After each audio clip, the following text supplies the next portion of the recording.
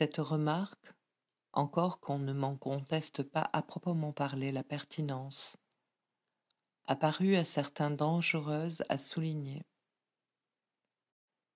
Je suis surpris que pareille chose puisse être apportée,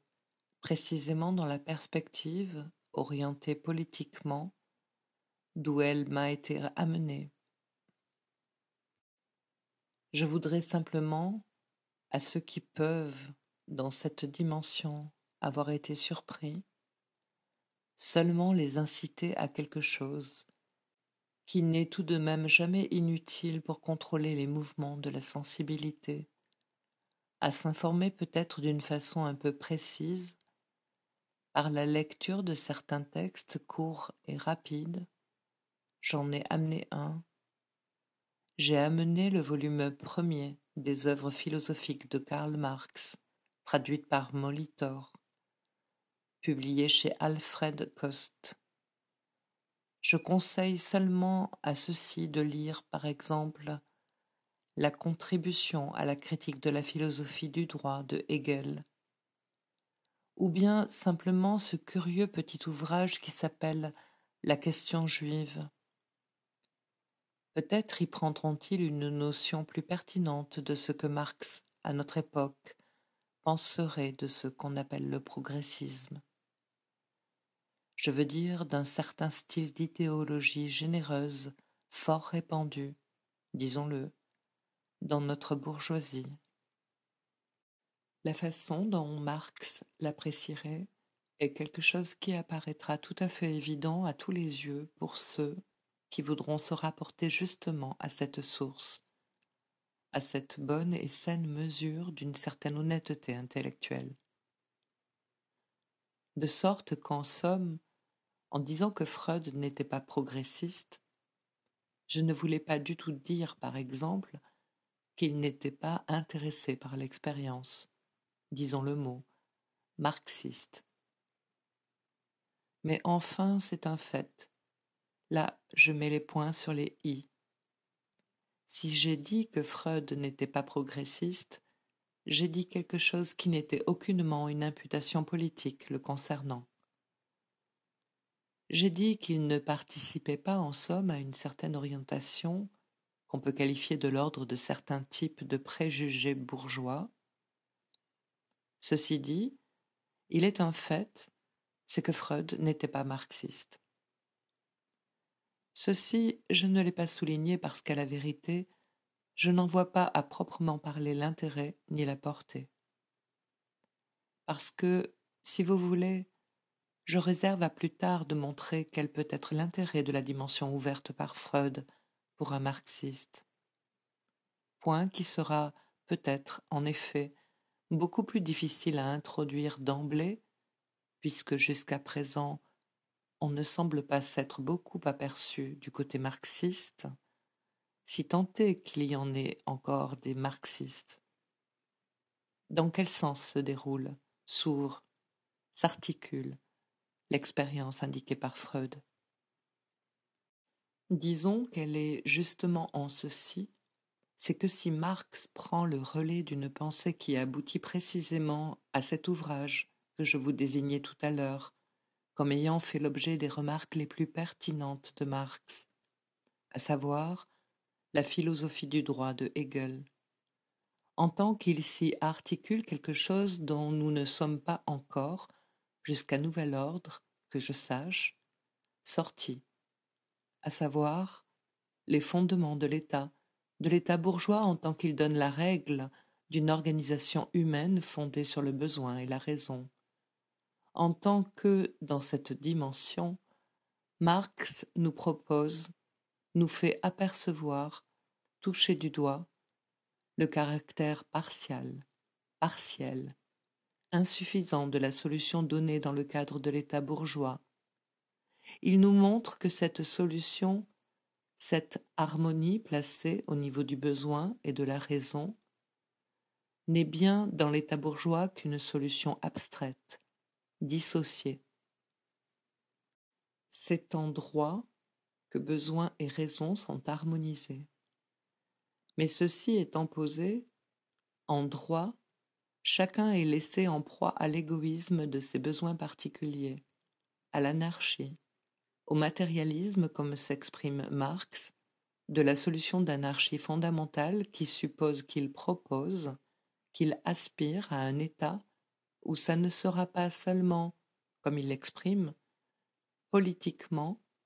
mais réellement que l'émancipation humaine se produira,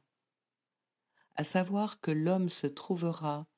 vis-à-vis de sa propre organisation, dans un rapport non aliéné. C'est précisément sur ce chemin dont vous savez que, malgré les ouvertures qu'a données l'histoire à l'entreprise, à la marche, à la direction indiquée par Marx, nous ne sommes pas tout à fait, semble-t-il,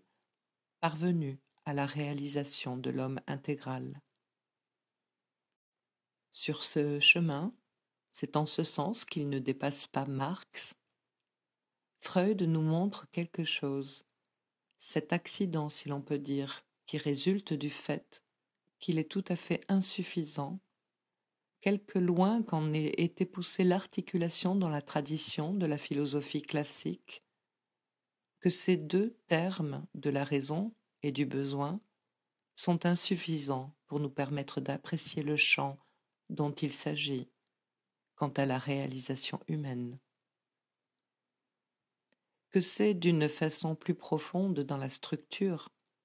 que nous nous trouvons rencontrer une certaine difficulté qui n'est rien de moins que la fonction du désir. Et la fonction du désir, pour autant, je vous l'indique dans la façon dont j'articule ici les choses devant vous, que, chose paradoxale,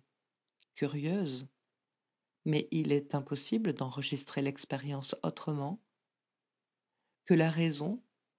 que le discours comme tel, que l'articulation signifiante comme telle est là, au départ, ab ovo, depuis le début, du moment où peut s'articuler la structure de l'expérience humaine en tant que telle. Elle est là, à l'état inconscient, avant la naissance de toute chose pour ce qui est de l'expérience humaine. Elle est là d'une façon enfouie, inconnue, non maîtrisée, non sue par celui-là même qui en est le support. Et c'est par rapport à une situation aussi structurée que l'homme a, déjà secondairement, dans un second temps,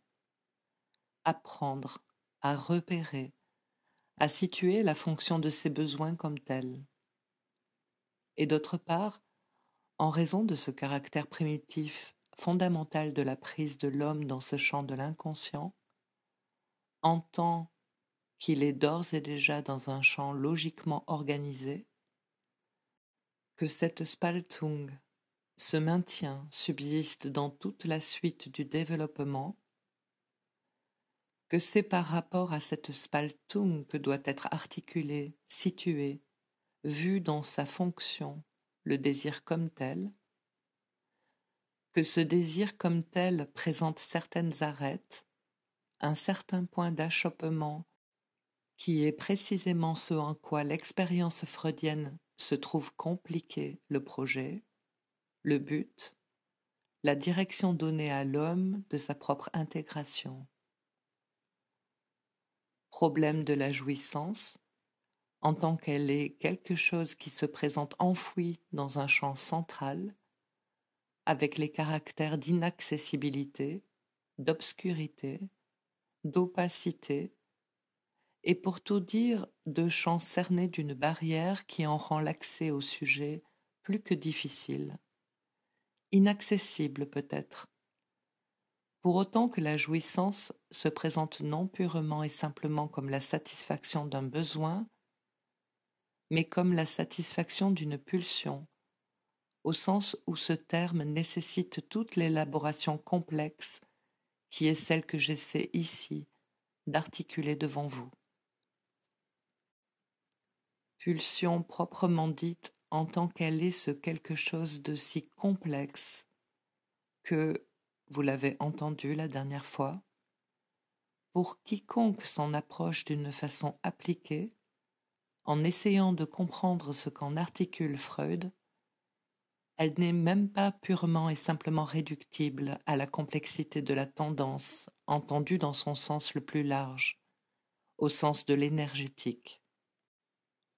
Elle comporte cette dimension historique dont il s'agit pour nous de nous apercevoir de la véritable portée. Cette tendance historique se définit en ceci, dans cette marque que la pulsion se présente dans une certaine insistance, en tant qu'elle se rapporte à quelque chose de mémorable,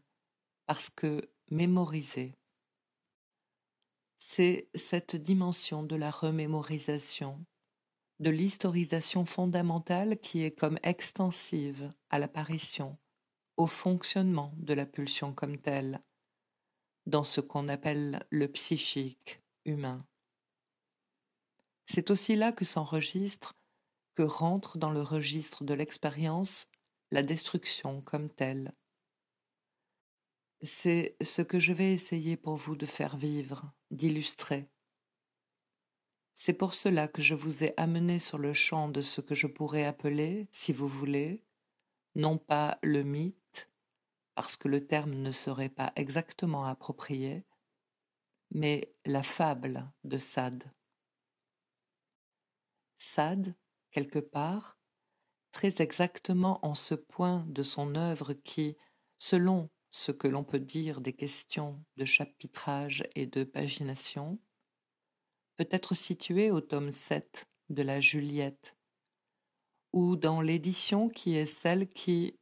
vous étant la plus accessible, celle de Jean-Jacques Pauvert, se trouvera au tome 4, page 78, dans ce qu'on appelle le système du pape Pie VI, puisque c'est au pape Pie VI que sont imputées les théories dont il s'agit. Sade, donc, dans la bouche d'un de ses personnages,